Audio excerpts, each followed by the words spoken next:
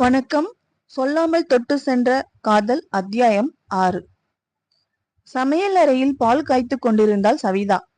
வழக்கமாக சனிக்கிழமைகளில் சோம்பலுடன் தான் அவர் நாட்கள் தொடங்கும். ஆனால் இன்று சுதாகரையும் அச்சுவியும் பார்த்த நொடி மனதில் இனம் புரியாத ஒரு விதமான சந்தோஷ உணர்வு வர முகமும் அகமும் மலர்ந்திருந்தாள்.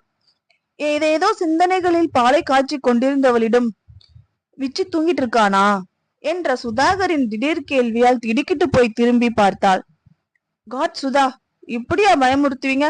பயந்தே போயிட்டேன் என்றவளின் சுதா என்ற அழைப்பில் முகம் மலர்ந்தவன், உன் வீட்டுல எதுக்கு பயப்படணும் என்ற கேள்வியில் திரும்பி பார்த்து முறைத்தவள், எங்க இருந்தாலும் எதையாவது சிந்திச்சுக்கிட்டு இருக்கும்போது திடீர்னு சத்தம் கேட்டா பயமாதான் இருக்கும் என்று விளக்கம் கொடுத்தவளை கண்டு கண்கள் பளிச்சிட, ஆஹா, உன்னையே மறந்துகிட்டு இருக்கிற அளவுக்கு அப்படி என்னங்க மேடம் சிந்திச்சுக்கிட்டு இருக்கீங்க என்றவனின் கேலியில் உதட்டை சுழித்தவள், பர்சனல் அதெல்லாம் உங்ககிட்ட சொல்ல முடியாதுங்க சார் என்று முகத்தை தூக்கி வைத்து கேலி செய்தவளை கண்டவன் தலை கோதி தொண்டையை சரி செய்து, நான் சொல்லட்டா?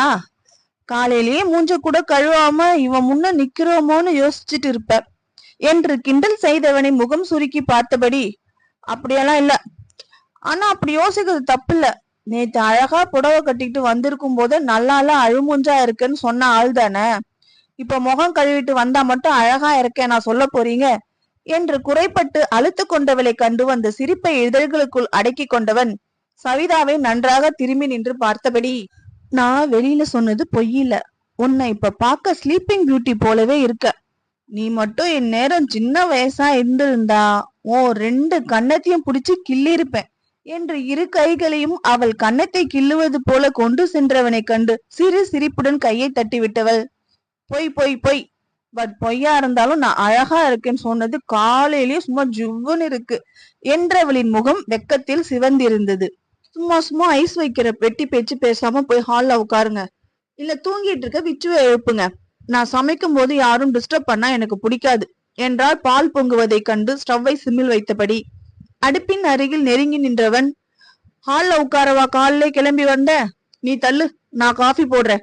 எனக்கு உன்னை போல வியாதியெல்லாம் இல்லம்மா என்றபடி பால் பாத்திரத்தை எடுத்து ஒரு சுழற்றி மீண்டும் அடுப்பில் வைக்க பதறி போனாள். ஐயோ, நீங்க என்ன சைனீஸ் ஃபுட்டா குக் பண்ண போறீங்க? பாத்திரத்தை தூக்கி இந்த சுழற்சி சுத்துறீங்க, இதுலயே நீங்க காஃபி போடுற லட்சணம் தெரியுது, தள்ளுங்க என்று பாத்திரத்தை பற்ற வந்தவளை எடுக்க விடாமல் தடுத்தவன், ஹலோ மேடம், நீங்க சிங்கிள் மதர்னா நான் single father. I know what I am doing. குக்கிங்ல இருந்து பாத்திரம் கழுவுறது, ட்ரெஸ் வாஷ் பண்றது, அச்சுவ குளிக்க வைக்கிறதுல இருந்து I do all kind of works. எனக்கும் சும்மா இருக்க போர் அடிக்குது. பிளீஸ், உன் கிச்சனை யூஸ் பண்றதால உன் வீட்டை டாமினேட் பண்றதா அர்த்தம் இல்ல என்று விளக்கம் கொடுத்தவனை கண்டு கண்கள் கலங்கி போனது சவிதாவிற்கு. ஏன் நீங்க இன்னொரு கல்யாணம் பண்ணிக்கல? சின்ன குழந்தைய வச்சுக்கிட்டு எவ்வளவு கஷ்டம் என்றவளுக்கு அதற்கு மேல் பேச வார்த்தைகள் வரவில்லை. உன்னை போல அக்கறையா கேட்க ஆள் இல்ல, அதான் என்று பாலை டம்ளரில் ஊற்றியபடி பேசியவனை முகம் கசங்க பார்த்தவள், சரி இப்ப நான் கேக்குறேன்ல, கல்யாணம் பண்ணிக்குங்க.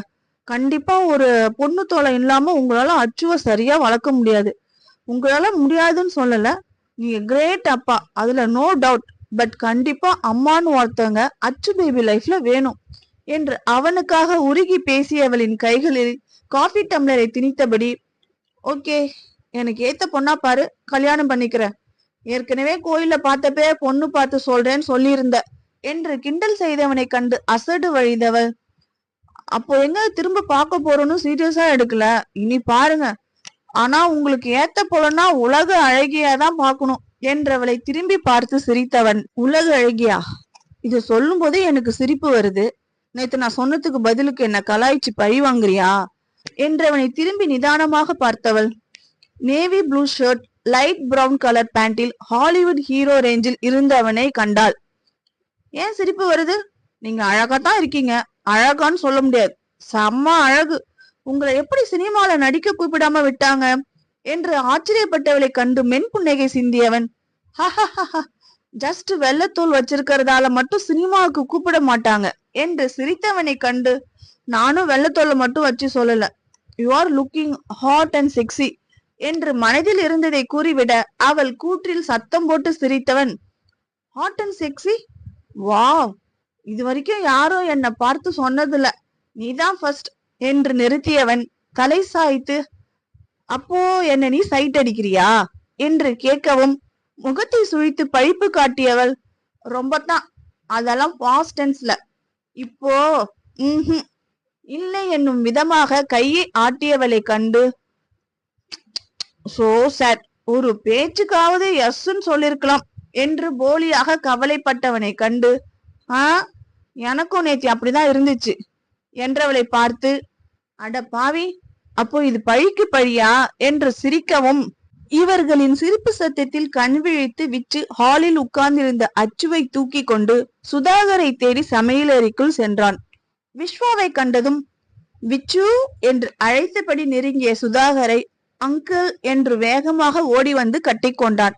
சாரி அங்கிள் என்று கண் கலங்கியவனை புரியாமல் பார்த்தவனிடம், நேத்து நான் உங்ககிட்டயும் அச்சுக்கிட்டயும் சொல்லிக்காம கிளம்பிட்டேன், வெரி சாரி என்ற விஸ்வாவின் தலையை வாஞ்சையோடு கலைத்து விட்ட சுதாகர், ஹே விச்சு, வாட் இஸ் திஸ், இதுக்கு போய் ஃபீல் பண்ணலாமா, நீ சின்ன பையன், பட் நான் வளர்ந்த தடிமாடு, நானும் தானே உன்கிட்ட சொல்லிக்காம நின்ன, சில்டா என்று தேற்றியவனை கசங்கிய முகத்துடன் ஏறிட்டு பார்த்தவன், நோ, உங்க மேல தப்பில்ல, அம்மா தான் ஓவர் ரியாக்ட் பண்ணாங்க, எனக்கு அப்போ ஒண்ணுமே பண்ண முடியலன்னு அவ்வளோ கோபம் வந்துச்சு. மனதை மறைக்காமல் பேசிய விச்சுவை அதிர்ந்து போய் பார்த்தனர் சுதாகரும் சவிதாவும். சற்று முன்பு வெக்கத்தில் சிவந்திருந்த சவிதாவின் முகம் அவமானத்தில் கருத்திருப்பதை கண்ட சுதாகர் விஸ்வாவின் தோலை சுற்றி கை போட்டபடி, நோ, யூ ஆர் ராங், உங்க அம்மா மேல எந்த தப்பும் இல்ல, நான் தான் கொஞ்சமா லூஸ் டாக்ஸ் விட்டுட்டேன், அது தப்புன்னு தெரிஞ்சதால்தான் காலையிலே சாரி கேட்க வந்துட்டேன் என்று உண்மையை புரிய வைக்க முயன்றவனை இறுக்கி அணைத்து விடுவித்தவன் அச்சுவை தூக்கி கொண்டு வெளியே சென்றான். எதுவும் பேசாமல் அமைதியாக நின்றிருந்த சவிதாயை கண்டவன் அவள் அருகில் சென்று கையில் இருந்த காலி டம்ளரை வாங்கியபடி, நீ போய் குளிச்சுட்டு வா, அவன் வயசு அப்படிதான் பேச வைக்கும், சொன்னா புரிஞ்சுப்பான் என்று ஆறுதல் கூறியவனை நிமிர்ந்து பார்த்து கசந்த முறுவலை சிந்தியவள், ஹலோ, அவன் என் பையன், எனக்கே ஆறுதலா என்று கிண்டல் அடித்தபடி காஃபி கலக்க போனவளை தடுத்தவன், உன் பையன்தான், யாரு இல்லைன்னு சொன்னது, நீ போய் குளிச்சுட்டு வா, நான் 2 பேருக்கு காஃபி கொடுக்கிறேன் என்றவனை மதிக்காமல் டம்ளரை தூக்கியவளின் கைகளில் இருந்த டம்ளரை பறித்தபடி, அடடா, பாலிஷா சொன்னா புரிஞ்சுக்க மாட்டியா, நேத்து மேக்கப் போட்டிருந்தப்பவே பார்க்க முடியல, இப்ப மூஞ்ச தொடைக்காம சுத்திக்கிட்டு இருக்க, ஒரு பேச்சுக்கு ஸ்லீப்பிங் பியூட்டின்னு சொன்னதை உண்மை நம்பிக்கிட்டு வேண்டுமென்றே நக்கல் செய்தவனின் முயற்சி புரிய அவன் கையில் லேசாக அடி கொடுப்பதை போல தட்டிவிட்டு சென்றவளை கண்டு தலையை இருபக்கம் ஆட்டியபடி காஃபி கலந்தவனின் முகம் புன்னகையில் மலர்ந்து ஒளிர்ந்தது.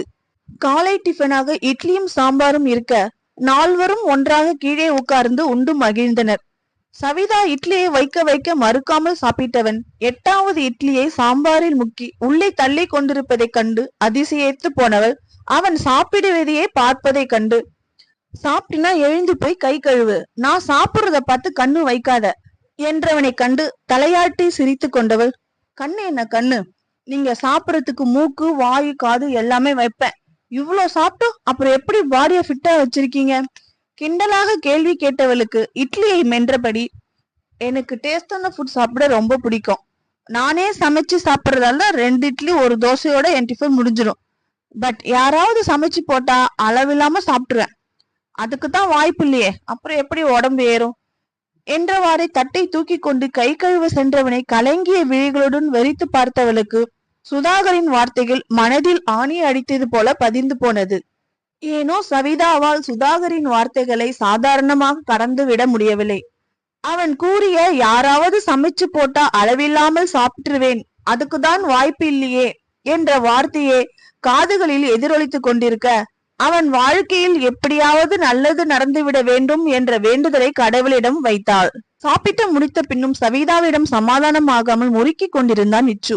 அதை கண்ட சுதாகர், எங்கேயாவது வெளியில போலாமா, வீட்டுல சும்மா உட்கார்ந்துகிட்டு இருக்கிறதுக்கு என்று ஆரம்பித்த உடனே எஸ் என்று குதூகலமாய் விஸ்வாவும் நோ என்று சவிதாவும் ஒரே நேரத்தில் பதிலளித்தனர்.